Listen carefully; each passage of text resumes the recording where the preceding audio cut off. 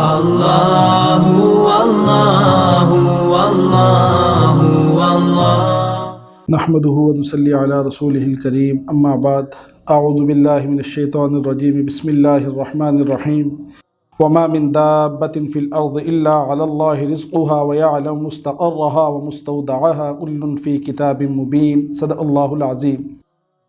آج انشاءاللہ آپ کے سامنے 12ویں پارے کا خلاصہ پیش کیا جائے گا۔ 12ویں پارے میں تقریباً سورہ ہود مکمل اور سورہ یوسف کا کچھ حصہ پیش کیا جائے گا۔ سورہ ہود چونکہ مکی صورت ہے تو اس میں صداقت قرآن، توحید، رسالت کا ذکر ملے گا۔ 12ویں پارے کی ابتدا اللہ رب العزت نے فرمائی ہے کہ رزاق صرف اللہ کی ذات ہے۔ اللہ نے فرمایا کہ وما من دابۃ فی الارض الا علی اللہ رزقها، کہ جتنے بھی زمین پہ چلنے والے چرند پرند جو بھی مخلوقات ہیں ان سب کا رزق اللہ کے ذمے ہے۔ تو یہاں پہ مفسرین ایک تو حضرت موسیٰ علیہ السلام والا واقعہ ذکر کرتے ہیں جو انہوں نے پتھر کے اندر کیڑے کو نکالا 3 تہوں کے بعد تو اس کے منہ میں سبز پتہ تھا، تو اللہ رب العزت نے اس وقت بھی بتایا امت کو کہ دیکھیں رزق جو ہے وہ اللہ اگر 3-4 اندھیروں میں بھی کوئی مخلوق ہے تو اللہ اس تک رزق کو پہنچاتی ہے۔ اس طرح بتایا جاتا ہے کہ قبیلہ اشعریین کا ایک گروہ مدینہ منورہ کی طرف آ رہا تھا مسلمان ہونے کے لیے، اور جب وہ مدینہ کے قریب پہنچے تو ان کا راشن ختم ہو گیا۔ انہوں نے 2 آدمیوں کو منتخب کر کے نبی کریم صلی اللہ علیہ وسلم کی خدمت میں بھیجا تاکہ کچھ راشن مل جائے اور کھانا مل جائے، یہ کھا کے پھر نبی صلی اللہ علیہ وسلم کی خدمت میں حاضر ہو سکیں اور اسلام قبول کر سکیں۔ مبارکہ سے سنی کہ وما من دابۃ فی الارض الا علی اللہ رزقها، چونکہ وہ اہل عرب تھے اس کا مفہوم سمجھتے تھے تو انہوں نے کہا کہ ہم عاشری اتنے بھی گئے گزرے نہیں ہیں کہ جہاں پہ دیگر مخلوقات کو اللہ رب العزت رزق دے سکتے ہیں تو پھر ہمیں کیوں نہیں ملے گا۔ وہ واپس ہو گئے اور جا کے اپنی قوم کو کہا کہ نبی کریم صلی اللہ علیہ وسلم فرما رہے ہیں کہ ہم آپ کی طرف کھانے کو بھیج رہے ہیں۔ اسی دوران ایک آدمی آیا، اس نے بہت بڑا برتن لیا ہوا تھا، اس میں کھانا تھا، انہوں نے سیر ہو کے کھایا، جو بچ گیا وہ نبی کریم صلی اللہ علیہ وسلم کی مجلس میں لے آئے۔ جب نبی کریم صلی اللہ علیہ وسلم کی مجلس میں لائے اور کہنے لگے کہ جو آپ نے کھانا بھیجا وہ بہت مزیدار تھا، تو نبی کریم صلی اللہ علیہ وسلم نے فرمایا کہ ہم نے تو کوئی کھانا نہیں بھیجا۔ جب وہ سارا واقعہ سنا تو پھر پتہ چلا یہ اللہ کی طرف سے ان کی نصرت اور مدد تھی۔ تو عرض کرنے کا مقصد یہ تھا اس قصے کو کہ آج بھی اگر ہمارا ایمان اور یقین پختہ ہو جائے تو اللہ آج بھی ہمیں ایسے ہی رزق ہمارے تک پہنچا دیں گے۔ اس طرح فرمایا کہ مستقرها و مستودعها، کہ اللہ انسان کی جائے پیدائش کو بھی جانتے ہیں اور جہاں پہ اس نے دفن ہونا ہے یہ پہلے سے اللہ نے طے کیا ہوتا ہے۔ اس طرح فرمایا کہ وَهُوَ الَّذِي خَلَقَ السَّمَاوَاتِ وَالْأَرْضَ، یہ اللہ رب العزت نے کائنات کو بنانے کا مقصد بتا دیا کہ اس کا مقصد یہ ہے کہ لِيَبْلُوَكُمْ أَيُّكُمْ أَحْسَنُ عَمَلًا، اس کائنات کو اس لیے سجایا گیا کہ تاکہ تمہارے اعمال کو چیک کیا جائے کون اچھے عمل کرتا ہے کون برے عمل کرتا ہے۔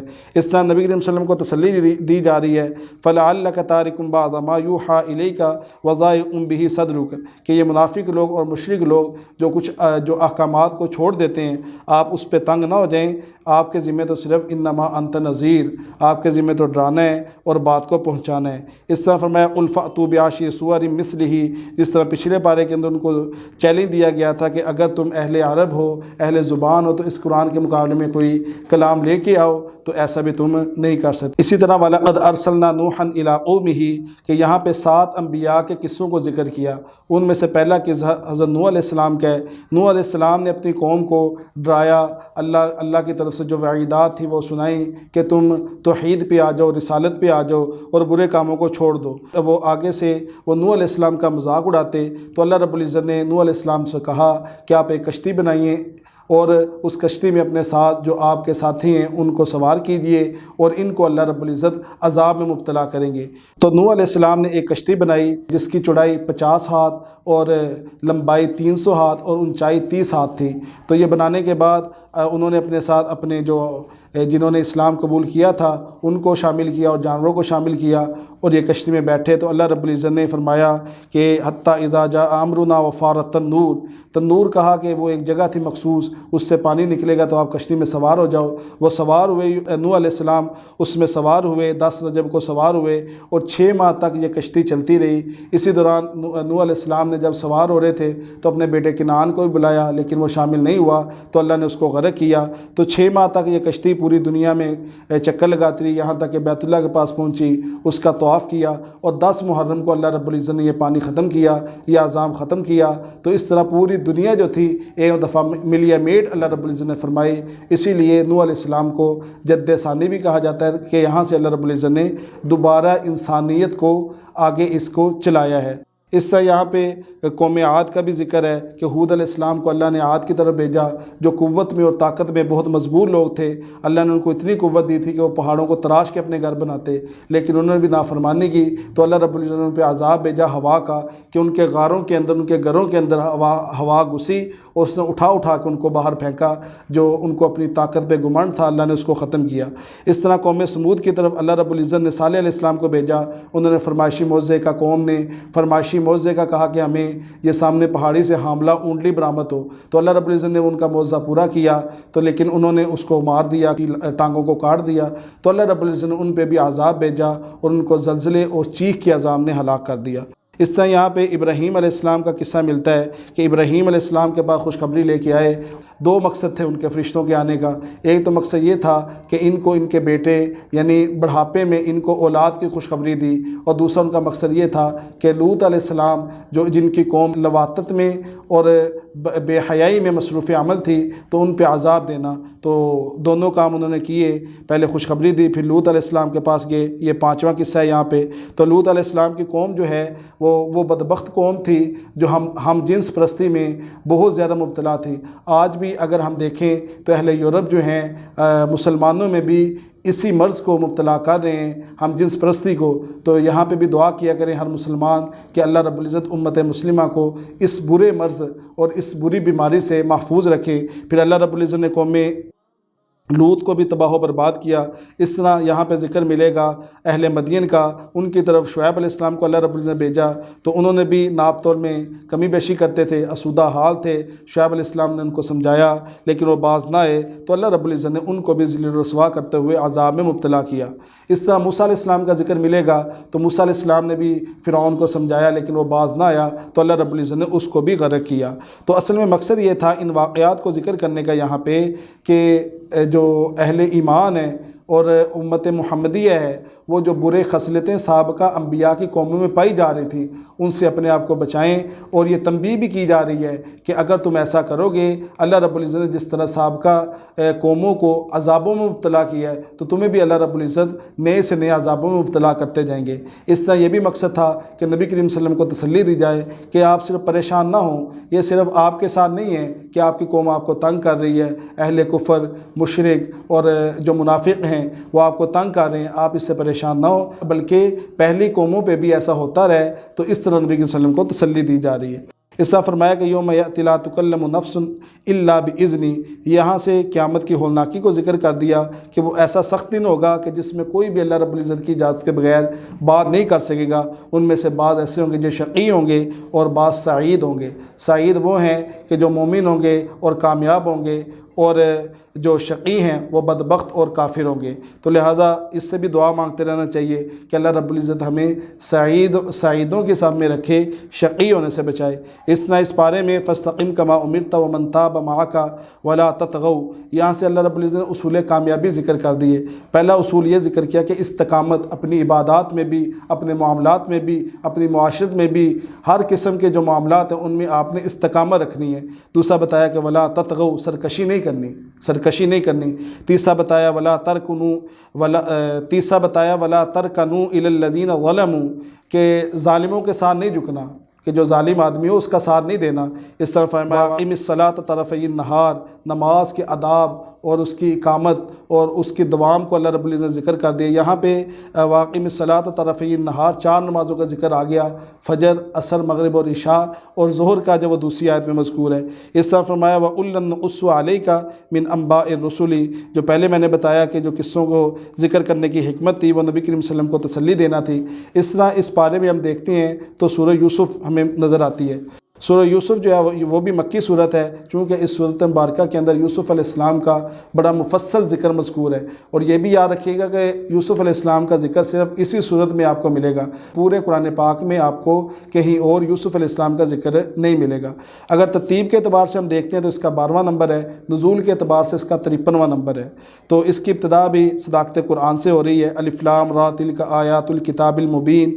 اس طرح اس میں اللہ رب نے فرمایا کہ احسن القصصی، کہ یوسف علیہ السلام کے قصے کو بہترین قصہ اللہ رب العزت نے اس لیے فرمایا، ایک تو یہ ہے کہ تاریخ بینی کے جو علم ہے وہ اس میں دیا گیا ہے کہ قصوں کو کس طرح ذکر کرنا ہے، کیونکہ باقی انبیاء کے قصے جو ہیں وہ مکرر اور بار بار اور مختلف جگہوں پہ آ رہے ہیں، لیکن اس کو اللہ رب العزت نے ایک جگہ ذکر کر دیا۔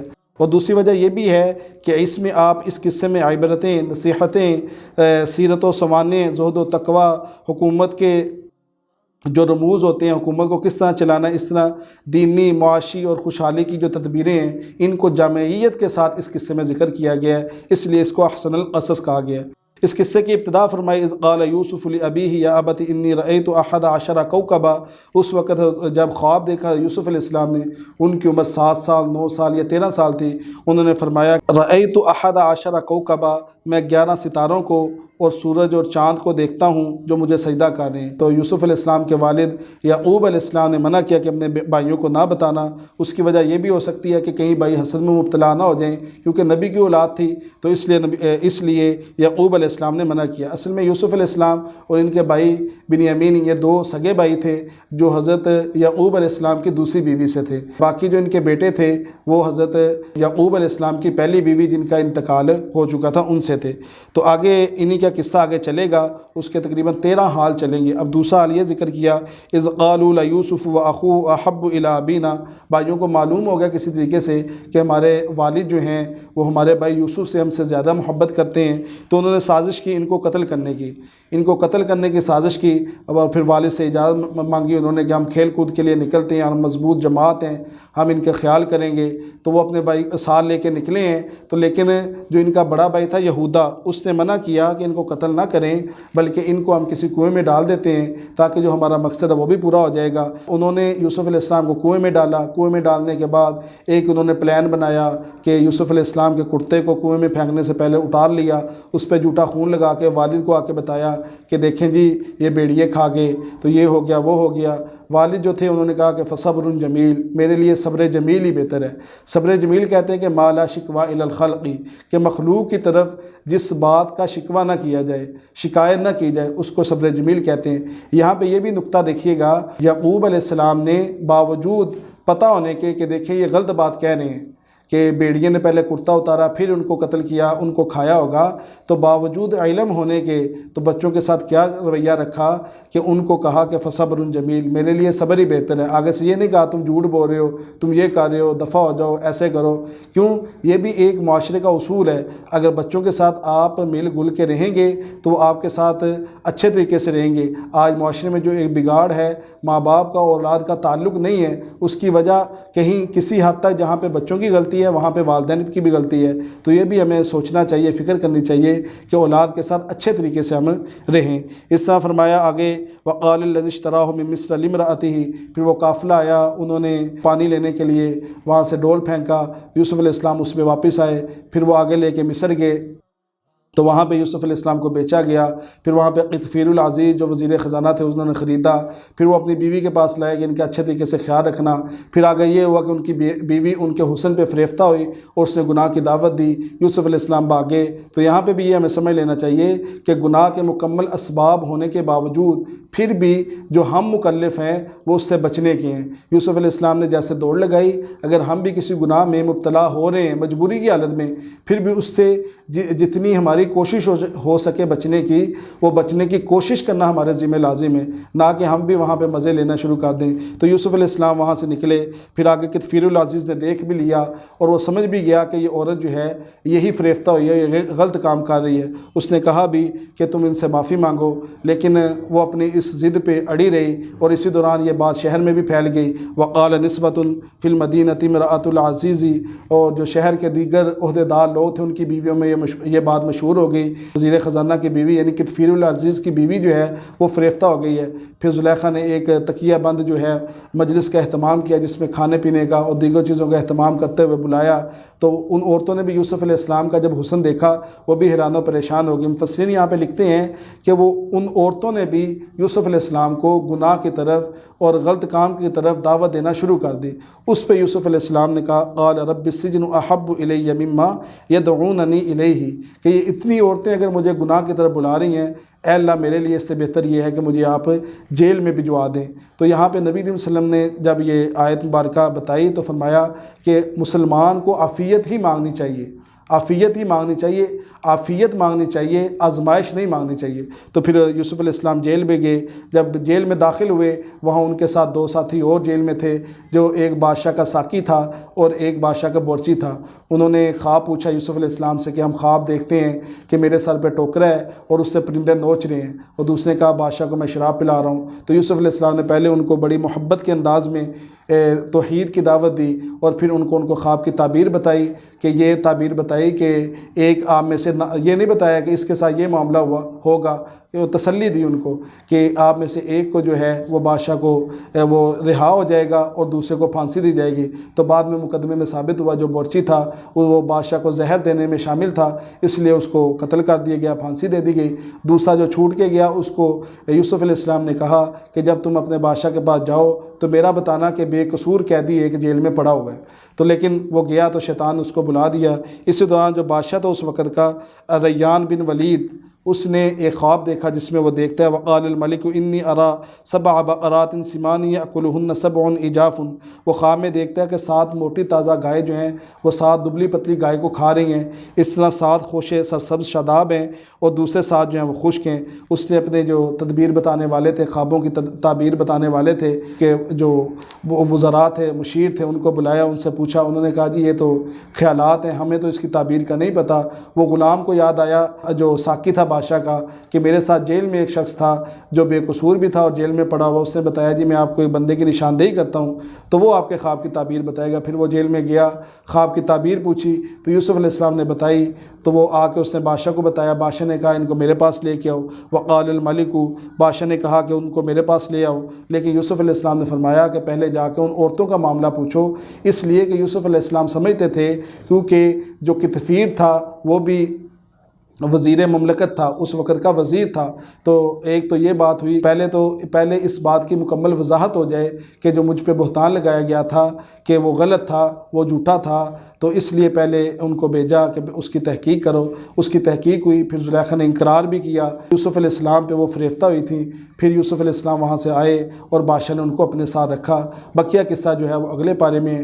تو اس قصے کو ذکر کرنے کا مقصد یہ تھا کیونکہ یہودیوں نے یہ بات آ کے نبی کریم صلی اللہ علیہ وسلم سے سوال کیا تھا کہ بنی اسرائیلی جو ہیں وہ فلسطین سے مصر کیوں آئے تھے، تو وہ اس کی وضاحت میں یہ سارا قصہ چل رہا ہے۔ تو بقیہ انشاءاللہ ہم اگلی نشست میں پڑھیں گے۔